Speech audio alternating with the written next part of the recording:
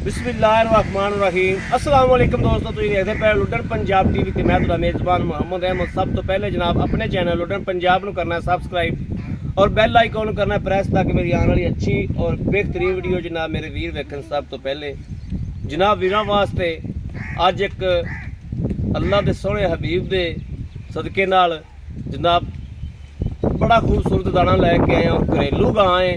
जे मेरा वीर कोई घर रख के इंशाअल्लाह दुआवां देगा कि वाकई भाई अहमद अज किसी हीरे दे पहुंचे हो और कोई हीरा वाकई लैके दिता जो जिहड़ा मेरा वीर इस गां नूं पीवेगा इहदे एंड तक पहुंचेगा, इस नस्ल नूं इंशाअल्लाह उता हयाती ना गवावेगा।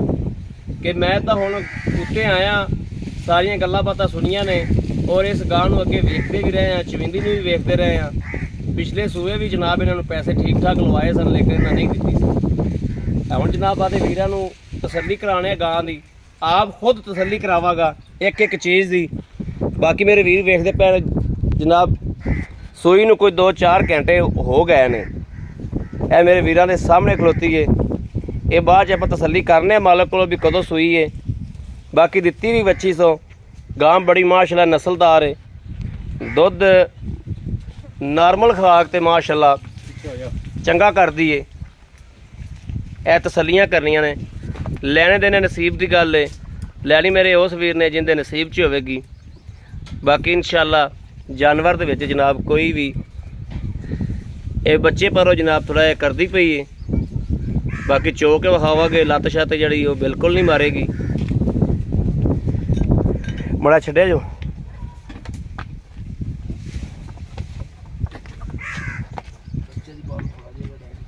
ताज़ी सुई है ना, फिर बच्चे पर जानवर करता है बड़ा जा।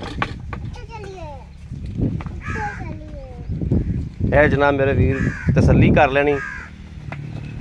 विड वुड भी माशाल्लाह गां दा चंगा है।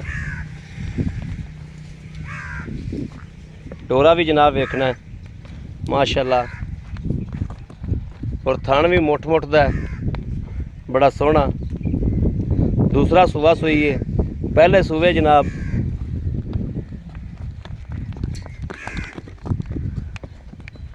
भी नूं जनाब क्रॉस करती रही माशाल्लाह पहले सूबे ही। तो वीर दसदे ने वो कुंडे दे विचों लगा के बन सो कि पहले सूबे भी जनाब इन्हें वच्छी दी सी, हुण दूसरा सुई है, हुण भी कहंदे ने वच्छी है। वीर कहते पे ने कहती माँ भी बच्चियां ही देंदी सी और ये भी बच्चियां ही देंदी है। ये जनाब इन्हां दे घर दी जंप वाले। और आओ खा माड़ा वीर जी, माड़ा जा अगे आओ खा माड़ा जा।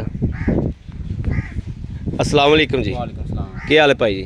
भाई जी अपना नाम दस्सिया जी माड़ा जा। मोइन सुल्तान भाई जान, ये आप जी वैड़ विखाई है वीरां नूं, ये किनवा सूबा सुई है? दूसरा सूबा सुई है। खुदा नूं जान देनी, गलत गल नहीं करनी, ठीक है ना जी। ये जी पिछले सूबे जो तुम दुध इहदे कोल ओरिजिनल चोंदे रहे जो, किन्नी कु खुराक दे के किन्ना कु दुध चोंदे रहे जो? खुराक तुसीं कैमरा ला के विखा भी सकते जे। ये खुराक इन्हां दी मतलब माड़े बंदे किन्नी खुराक दे सकते। हाँ सही गल। 20-22 लीटर जिहड़ा है ना वो आम खुराक ते है इहदा। आम खुराक ते दुध करदी रही तुहानूं पता लग जाएगा जी। आप चुवाई भी करांगे इंशाल्लाह इंदी। इस तो बाद वीडियो तो बाद आप इंदी चुवाई भी करने हैं, पता चल जाएगा। 20 लीटर जिहड़ा ना आम खुराक ते है। आम खुराक ते है। ए मगर इंदी वच्छी है? हां जी वच्छी। जेर पा ली ने कोनी पाई हाल तक? जेर पा ली जी। जेर पा ली है। इंदे मुनासिब जे पैसे सन दसो भी जेड़े आपां वीडियो लाइए तो अगले घर नूं गां दे दईए। पहली गल तो है भाई अहमद कि चीज़ बेचने वाली नहीं हैगी। ठीक हो गया, ठीक हो गया। तो वैसे भी अगर इनका मतलब मुल वेखा जाए तो सारा बनता है। तुसीं मैनूं एक गल होर भी दस दे पए सो भी ये दुध किन्नी देर तक देंदी? ये है जी कि मतलब सुबह सोनी तो शाम तक भावें नहीं चोई रखो। असीं आ महीना तो पहले बड़ी धक्के नाल छड्डी, धक्के ना छड्डी, यानी कि इन्नी कुछ सील साऊ है भी सून तक तुसीं चो सकदे? सुबह सोंदी शामी तुसीं चोई है, सुबह मतलब धूप होवे तो कोई अंदा तुसीं आप खुद छड्डनी है इनू ਜਦੋਂ ਵੀ ਛੱਡਣਾ, ਜਦੋਂ ਵੀ ਛੱਡਣਾ। ਮਹੀਨਾ ਛੱਡ ਦਿਓ ਪਹਿਲੇ, 2 ਮਹੀਨੇ ਛੱਡ ਦਿਓ। ਦੋ ਚੁਕਾਣ ਦਾ ਨਾਂ ਨਹੀਂ ਲੈਂਦੇ ਨੇ, ਕੋਈ ਰੱਖੋ ਜਦੋਂ। ਠੀਕ ਹੋ ਗਿਆ। ਉਹ ਗਾਂ ਦੀਆਂ ਗਾਂ ਵਾਲ ਵੇਖ ਤੇ ਵੀ ਲੱਗਦਾ ਪਿਆ ਕਿ ਗਾਂ ਦੁੱਧ ਵਾਲੀ ਹੈ, ਦੁੱਧ ਦੇਣਾ ਜਾਣਦੀ ਹੈ। ਹਾਂਜੀ ਇਹਦੇ ਸਾਨੂੰ ਨਾ ਪਿਆਰ ਮੁਹੱਬਤ ਵਾਲੇ ਪੈਸੇ ਦੱਸ ਦਿਓ ਵੀ ਜਿਹੜੇ ਨਾ ਮੁਨਾਸਬ ਜੇ। ਮੁਨਾਸਬ ਜਾਂਦੇ ਜਿਹੜੇ ਹੈ ਨਾ ਜੀ ਉਹ 3,30,000 ਰੁਪਏ ਦੇ 3,30,000 ਰੁਪਏ।